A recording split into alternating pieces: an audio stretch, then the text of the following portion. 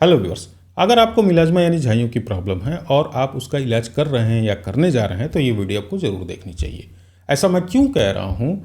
क्योंकि जो मिलाज्मा है, झाइयों की प्रॉब्लम है, ये बहुत ही कॉम्प्लेक्स यानी कि जटिल बीमारी है और किसी भी डॉक्टर के लिए इसको ठीक करना बहुत टफ होता है। अब इंटरनेट पर दावे बहुत सारे किए जाते हैं। मॉडर्न मेडिकल साइंस यानी एलोपैथ है, आयुर्वेद है, नेचुरल थेरेपी है, हाई होम्योपैथ है, यूनानी है, सबके अपने अपने दावे हैं। ऐसे ही जो मॉडर्न मेडिकल साइंस यानी एलोपैथ है, इसमें भी बहुत सारे ट्रीटमेंट में कुछ पुराने हैं, कुछ नए आ गए हैं, पर हमको पता नहीं होता कि वास्तव में इनमें क्या काम करता है और क्या काम नहीं करता है। और इसी चीज़ को क्लियर करने के लिए पहली बार मिलाज्मा के ट्रीटमेंट के लिए कॉन्सेंसस किया गया। कॉन्सेंसस का मतलब ये होता है कि जब कोई भी चीज़ बहुत जटिल कॉम्प्लेक्स होती है तो उस चीज़ के लिए एक निश्चित नियम बनाने के लिए उस फील्ड के जो टॉप एक्सपर्ट होते हैं वो बैठते हैं और एक निश्चित नियम बनाते हैं। तो ऐसे ही मिलाज्मा के लिए भी एक कॉन्सेंसस हुई जो सितंबर 2025 में हुई। इसमें 11 देशों से 40 के टॉप के जो डर्माटोलॉजिस्ट थे उन्होंने साथ में मिलकर कॉन्सेंसस किया। इसके लिए डेल्फी मेथड का यूज किया गया। डेल्फी मेथड एक इस्टेब्लिश्ड मेथड है किसी भी कॉन्सेंसस को करने के लिए, बहुत सारे फील्ड्स में यूज होता है, जैसे साइंस एंड टेक्नोलॉजी हुआ, रोबोटिक्स हुआ, स्पेस हुआ, वेपन्स हुए, वार हुआ, ये हर जगह पे डेल्फी मेथड यूज होता है कॉन्सेंसस के लिए। तो पहली बार मिलाज्मा भी यूज हुआ और उसके बाद कुछ निश्चित नियम बनाए गए कि मिलाज्मा में क्या इफेक्टिव है और क्या नहीं है, और वही मैं आज आपको इस वीडियो में बताने वाला हूँ।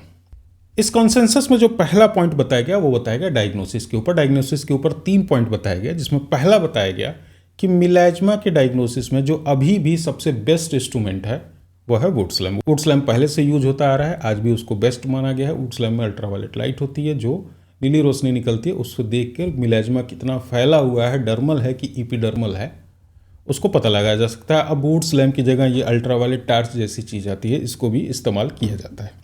दूसरा पॉइंट ये बताया गया कि ये मिलाज्मा के डिफरेंशियल डायग्नोसिस के लिए अगर कन्फ्यूजन है दूसरी बीमारी से, तो उस डिफरेंशियल डायग्नोसिस के लिए सबसे अच्छा इंस्ट्रूमेंट डर्मोस्कोप में माना गया। डर्मोस्कोप जैसा एक इंस्ट्रूमेंट होता है जिसको लगा के कंप्यूटर की स्क्रीन पर देख लिया जाता है कि कहीं बीमारी दूसरी तो नहीं है, और अगर डर्मोस्कोप और वुड्स लैम्प से क्लियर नहीं होता है तो बायोप्सी यानी हिस्टोपैथोलॉजिकल एग्जामिनेशन करके ये क्लियर कर लिया जाता है कि ये मिलाज्मा ही है कि कोई और बीमारी है। वैसे इसकी बहुत रेयरली जरूरत पड़ती है। दूसरा पॉइंट आया फोटो प्रोटेक्शन पे। दूसरा जो कंसेंसस में पॉइंट था वो फोटो प्रोटेक्शन पे था, क्योंकि फोटो प्रोटेक्शन मिलाज्मा का पहला और सबसे ज़रूरी ट्रीटमेंट है। फोटो प्रोटेक्शन में सनस्क्रीन के बारे में कुछ बात बताई गई, जिसमें कहा गया कि जो आइडियल सनस्क्रीन है वो ब्रॉड स्पेक्ट्रम होना चाहिए, यानी अल्ट्रावायलेट ए, अल्ट्रावायलेट बी और विजिबल लाइट, इन तीनों को कवर करने वाली होनी चाहिए। उसमें optimal sun protection factor SPF होना चाहिए, 30 to 50 ऑप्टिमल होता है, और ऐसा सनस्क्रीन होना चाहिए जो कॉस्मेटिकली एक्सेप्टेबल हो, यानी कि जो लगाए मरीज तो उसको बुरा ना लगे। तो पहला पॉइंट सनस्क्रीन के बारे में ये बताया गया। दूसरा पॉइंट बताया गया कि इस सनस्क्रीन में SPF के साथ साथ कुछ एंटीऑक्सीडेंट्स भी होने चाहिए। कौन से? जैसे vitamin C, E, ferulic acid हो गया, ग्रीन टी एक्सट्रैक्ट हो गया, इस टाइप के कुछ एंटीऑक्सीडेंट होने चाहिए। एंटीऑक्सीडेंट करता क्या है? ये जो फ्री रेडिकल होते हैं उनको न्यूट्रलाइज कर देता है, सनस्क्रीन की एफिकेसी बढ़ा देता है, उसका जो SPF है उसको ब्रॉडन कर देता है और बड़ा कर देता है, और कुछ एंटी एजिंग इफेक्ट भी देता है। दूसरा पॉइंट बताया गया इसमें डी पिगमेंटिंग एजेंट भी होने चाहिए, जैसे कि आपका niacinamide, vitamin C, kojic acid, इस टाइप के एजेंट भी होने चाहिए। और उसके साथ ये बताया गया कि इसमें मॉइस्चराइजर्स भी होने चाहिए। मॉइस्चराइजर्स क्यों होने चाहिए? क्योंकि जब मिलाज्मा के और ट्रीटमेंट दिए जाते हैं जो मैं आगे बताऊंगा, तो उनसे स्किन में थोड़ी इरिटेशन होती है, तो उस इरिटेशन को काउंटर करने के लिए ये बताया गया कि इस सनस्क्रीन में कुछ मॉइस्चराइजर्स भी होने चाहिए। तो ये पूरा फोटो प्रोटेक्शन के बारे में हो गया। तीसरा जो पॉइंट आया इसमें वो टॉपिकल ट्रीटमेंट्स के बारे में आया, और जिसमें पहली बात ये बताई गई कि मिलाज्मा के ट्रीटमेंट में आज भी ट्रिपल कॉम्बिनेशन जो है वो गोल्ड स्टैंडर्ड ट्रीटमेंट है, फर्स्ट लाइन ट्रीटमेंट है। ट्रिपल कॉम्बिनेशन मतलब क्लिगमैन फार्मूला। क्लिगमैन फार्मूला में हाइड्रोक्विनोन होता है, ट्रेटनोइन होता है, और पहले मोमेटासोन था, अब फ्लूसिनोलोन एसीटोनाइड होता है। तो ये ट्रिपल कॉम्बिनेशन आज भी गोल्ड स्टैंडर्ड ट्रीटमेंट है, पहली बार में यही इस्तेमाल होगा। पर इसमें यह कहा गया कि ये ट्रिपल कॉम्बिनेशन जो है इसको कभी भी अनसुपरवाइज्ड इस्तेमाल नहीं करना है, यानी अपने से इस्तेमाल नहीं करना है, इसको किसी भी डॉक्टर के सुपरविजन में इस्तेमाल करना है, और इसके साथ प्रॉपर प्रिकॉशन भी लेना है। और ये जो एक चीज़ आपको बता दे रहा हूँ, ये जो ट्रिपल कॉम्बिनेशन क्रीम है, इससे ज़्यादा एब्यूज्ड मेडिसिन स्किन इंडस्ट्री में कोई नहीं। शायद ही कोई और क्रीम होगा जिसका उतना उपयोग हुआ हो जितना इस क्रीम का होता है। इसको कोई भी लगा लेता है और कोई प्रोटेक्शन नहीं होता। मैक्सिमम लोग इसको बिना सनस्क्रीन के यूज करते हैं, ओवर द काउंटर खरीद लेते हैं, जो कि वास्तव में बिकना नहीं चाहिए पर बिकता है। तो आपको इसको अनसुपरवाइज्ड नहीं यूज करना। और ये जो मैं वीडियो बना रहा हूँ ये भी केवल एजुकेशनल पर्पज़ के लिए है। इसको आप एज ए ट्रीटमेंट मान के मत चलिए। आपको जब भी मिलाजमा का ट्रीटमेंट कराना हो आपको अपने डॉक्टर के पास जाना चाहिए। इस ट्रिपल कॉम्बिनेशन का ट्रीटमेंट ड्यूरेशन भी बताया गया, जिसमें पहला फेज बताया गया इंटेंसिव फेज, जिसमें यह बताया गया कि इसको आप डेली 12 हफ्ते तक लगा सकते हैं। उसके बाद आप इसको ट्वाइस वीकली लगाएंगे और उसके बाद अदर टॉपिकल एजेंट से इसको रिप्लेस कर दिया जाएगा। और मैं ऐसे मरीजों को जानता हूँ जो ट्रिपल कॉम्बिनेशन की 15 साल से लेकर 20 साल तक लगाते हैं। तो ये नहीं करना चाहिए। दूसरा, आप ट्रिपल कॉम्बिनेशन के बाद जो दूसरा क्रीम बताया गया वो एजिलाइक एसिड बताया गया। ट्रिपल कॉम्बिनेशन के बाद जो सबसे इफेक्टिव चीज़ है वो एजिलाइक एसिड है और इसके एडवर्स इफेक्ट भी कम है। और ये बताया गया कि जिन लोगों को हाइड्रोक्विनोन से एलर्जी होती है, हाइड्रोक्विनोन को टॉलरेट, कुछ लोग हाइड्रोक्विनोन को टॉलरेट नहीं कर पाते हैं, तो उनके लिए एक दूसरा ऑप्शन एजिलाइक एसिड है। तीसरा, एंटीऑक्सीडेंट विटामिन सी को भी बताया गया कि ये मिलाजमा में इफेक्टिव है। इसके बाद बताया गया कि कुछ इंग्रेडिएंट्स के कॉम्बिनेशन क्रीम है, जैसे कोजिक एसिड, आर्बिट्रिन, विटामिन ई और कुछ बॉटनिकल इंग्रेडिएंट्स, इनका जो कॉम्बिनेशन क्रीम आता है ये भी मिलाजमा में इफेक्टिव होता है। इसके बाद जो कॉन्सेंसस हुआ वो हुआ ओरल ट्रीटमेंट पे। और ओरल ट्रीटमेंट में जो पहला नाम लिया गया वो लिया गया ट्रांजिनिमिक एसिड का। ट्रांजिनिमिक एसिड मिलाजमा में वर्क करता है, इफेक्टिव है। दूसरा बताया गया एंटीऑक्सीडेंट्स। कुछ एंटीऑक्सीडेंट्स हैं जो मिलाजमा में वर्क करते हैं, जैसे polypodium, vitamin C, glutathione, lycopene, niacinamide और सिस्टेमिन। इसके बाद आया केमिकल पील। इसमें जो सबसे इफेक्टिव, सबसे सुपीरियर और सबसे ज़्यादा जिस पे स्टडी है वो है ग्लाइकोलिक एसिड पील। इसके अलावा जो ऑप्शन बताए गए वो है salicylic acid, retinoic acid, TCA यानी ट्राइक्लोरोएसिटिक एसिड लो कंसंट्रेशन में, और जसनर पील। ये ग्लाइकोलिक एसिड के बाद इफेक्टिव है। ग्लाइकोलिक एसिड जितना ही इफेक्टिव एक कॉम्बिनेशन है सैलिसिलिक एसिड और मंडेलिक एसिड, इसका जो कॉम्बिनेशन है वो ग्लाइकोलिक एसिड के बराबर इफिकेसी शो करता है। इसमें यह बताया गया कि जो रिफ्रैक्टिव केसेज होते हैं, जो मिलाजमा जल्दी से ठीक नहीं होते हैं, उनको ये जो हाइड्रोक्विनोन है या ट्रिपल कॉम्बिनेशन ये जो ट्रीटमेंट है उसके साथ इनको केमिकल पील्स को ऐड किया जा सकता है। कॉम्बिनेशन वाले जो केमिकल पील हैं वो रिफ्रैक्टिव केसेस के ट्रीटमेंट और मिलाजमा के मेंटेनेंस में यूज किए जा सकते हैं। इसके बाद का जो पॉइंट आया वो आया लेजर्स पे और प्रोसीजर्स पे। तो ये बताया गया कि जो क्यूसिच आग लो फ्लुएंस पे है वो मिलाजमा के रिफ्रैक्टिव केसेस में यूज करने चाहिए जो नॉर्मल फर्स्ट लाइन ट्रीटमेंट से नहीं ठीक हो रहे हैं। दूसरा ये बताया गया कि मिलाजमा में वैस्कुलर एबनॉर्मलिटी भी होती है, तो जो वैस्कुलर लेजर्स हैं वो भी मिलाजमा में वर्क करते हैं। तीसरा, माइक्रो नीडलिंग। तो माइक्रो नीडलिंग मिलाजमा में इफेक्टिव है क्योंकि वो दो काम करता है। पहला तो उसकी वजह से ड्रग का पेनिट्रेशन बढ़ जाता है, जो आप दवाइयाँ लगा रहे हैं वो अंदर तक जाती हैं तो वो इफेक्ट बढ़ जाता है।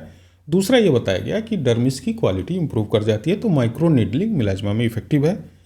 एक बहुत बड़ा पॉइंट है प्लेटलेट रिच प्लाज्मा इफेक्टिव है कि नहीं। तो प्लेटलेट रिच प्लाज्मा को एज ए एडजुवेंट थेरेपी बताया गया है, साथ में आप इस्तेमाल कर सकते हैं, ये मेन ट्रीटमेंट नहीं है। इसके बाद अल्टरनेटिव थेरेपीज पे बात की गई कि नई थेरेपीज क्या आ रही हैं, अल्टरनेटिव क्या है।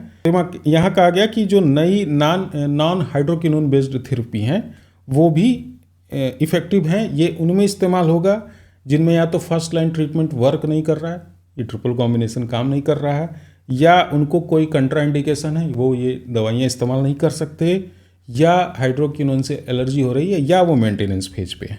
तो यहाँ ये अल्टरनेटिव थेरेपी और इमर्जिंग ट्रीटमेंट ऑप्शंस इस्तेमाल किया जा सकते हैं। 3 दवाइयाँ हैं जिन पर रिसर्च चल रही है, थियोमिडाल, सिस्टेमिन और मेलेसिजिन, इन पे वर्क चल रहा है। एजिलाइक एसिड, नियासिनामाइड, कोजिक एसिड, आर्बिट्रिन, रिजर्वेट्रॉल और एल्गेइक एसिड ये ऑलरेडी यूज में है, तो इनको इस्तेमाल किया जा सकता है। इसके अलावा मिलाजमा के ट्रीटमेंट में मॉइस्चराइजर्स के इस्तेमाल को करना बताया गया है क्योंकि ये ड्राइनेस भी कम करता है और पेशेंट का सेटिस्फैक्शन बढ़ाता है। अब इसके बाद कुछ की हाइलाइट्स बताए गए जिसमें ये कहा गया कि विजिबल लाइट एक्सपोजर को इग्नोर किया जाता है, जबकि मिलाजमा में 50% जो रिएक्टिव ऑक्सीजन स्पेसीज बनते हैं, 50% जो समझ लीजिए मिलाजमा क्रिएट हो रहा है वो विजिबल लाइट एक्सपोजर से, केवल 4% अल्ट्रावायलेट बी से और 46% अल्ट्रावायलेट ए से होता है। तो विजिबल लाइट एक्सपोजर को इग्नोर नहीं किया जा सकता। ये विजिबल लाइट एक्सपोजर होता क्या है, तो एक तो नेचुरल में सनलाइट हो गया, दूसरा एलईडी लाइट फ़ोन या कंप्यूटर टीवी की स्क्रीन, यानी कि जो आर्टिफिशियल लाइट है, इसमें फ़ोन कंप्यूटर टीवी की स्क्रीन जो ब्लू लाइट निकलती है उसको विजिबल लाइट बोलते हैं। इसके बाद कहा गया कि जो मेलाज्मा अफेक्टेड स्किन है, जिस जगह पर मेलाज्मा हुआ है वहाँ की जो स्किन है, भले ही आप अपने हाइड्रेशन को नॉर्मल रखें, आप पानी पिएं, वहाँ की जो स्किन होती है उसका जो बैरियर फंक्शन होता है वो इम्पेयर्ड होता है, उसका बैरियर फंक्शन ठीक नहीं होता है। इसी वजह से वहाँ पिगमेंटेशन होता है। इसीलिए मेलाज्मा के ट्रीटमेंट में मॉइस्चराइजर्स का इस्तेमाल करना जरूरी है। एजिलाइक एसिड पे ये कहा गया कि एजिलाइक एसिड जो होता है वो पिगमेंटेशन तो ठीक करता ही है, साथ में इन्फ्लामेशन भी कम करता है। तो एजिलाइक एसिड को एक अच्छा ऑप्शन बताया गया जहाँ इन्फ्लामेशन का पोर्शन हो। टॉपिकल ट्रांजिनेमिक एसिड पे बहुत बातें होती हैं, तो टॉपिकल ट्रांजिनेमिक एसिड को भी ये बताया गया कि जहाँ कन्वेंशनल थेरेपी, ट्रिपल कॉम्बिनेशन या और थेरेपीज काम नहीं कर रही हैं, वहाँ टॉपिकल ट्रांजिनेमिक एसिड को कंसिडर किया जा सकता है। या हाइड्रोक्विनोन टॉलरेट नहीं कर पा रहे, या कभी कभी पेशेंट ओरल ट्रांजिनेमिक एसिड टॉलरेट नहीं कर पाते हैं, साइड इफेक्ट आते हैं, वहाँ पे हम टॉपिकल ट्रांजिनेमिक एसिड को कंसिडर कर सकते हैं। इसके बाद कुछ हाइलाइट्स और बताए गए, जैसे यहाँ कहा गया कि कोजिक एसिड, आर्बिट्रिन, विटामिन ई और बॉटनिकल जो एक्सट्रैक्ट वाले ये कॉम्बिनेशन वाले क्रीम्स हैं, इनकी इंपॉर्टेंस बढ़ती जा रही है। इनको हम लोगों को स्ट्रांगली कंसिडर करना चाहिए। इसमें भी जो कोजिक एसिड है वो सबसे ज़्यादा इंपॉर्टेंट है, सबसे ज़्यादा इफेक्टिव है।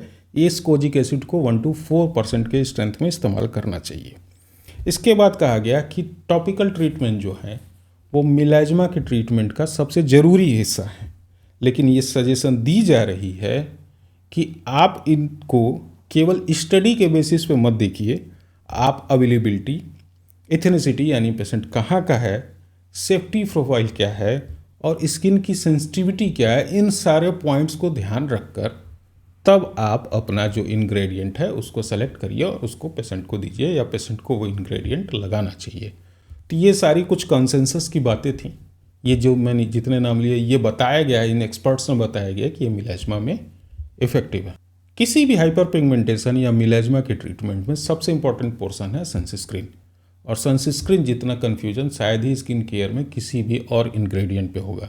तो इसी कन्फ्यूजन को दूर करने के लिए मैं सनस्क्रीन की एक पूरी सीरीज बनाने जा रहा हूँ, जिसमें मेरी पहली वीडियो होगी कि हमें सनस्क्रीन वास्तव में इस्तेमाल करनी चाहिए या नहीं करनी चाहिए, करनी चाहिए तो किसे करनी चाहिए और नहीं करनी चाहिए तो किसे करनी चाहिए। तो अगली वीडियो में हम लोग सनस्क्रीन के बारे में देखेंगे। अगर ये वीडियो आपकी किसी काम आती है, आपकी किसी तरह से इससे मदद होती है, तो प्लीज़ वीडियो को लाइक, शेयर, सब्सक्राइब जरूर करिएगा। मेलाज्मा से संबंधित या किसी और बीमारी से संबंधित कोई भी सवाल हो तो उसको भी कमेंट बॉक्स में ज़रूर बताइएगा। खुश रहिए, स्वस्थ रहिए, मुस्कुराते रहिए।